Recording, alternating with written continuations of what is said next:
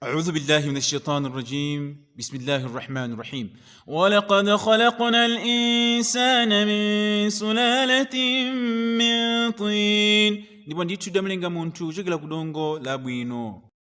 ثم جعلناه نطفة في قرار مكين. Kena kudalinga nake ndi dontho la madzi ya munthu lomwe lidayikidwa pamalo osungidwa.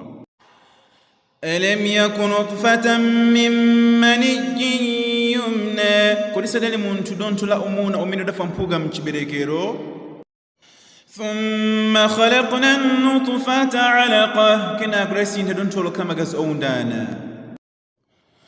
فخلقنا العلقة مضغة فخلقنا المضغة عظاما فكسونا العظام لحما ثم أنشأناه خلقا آخر فتبارك الله أحسن الخالقين.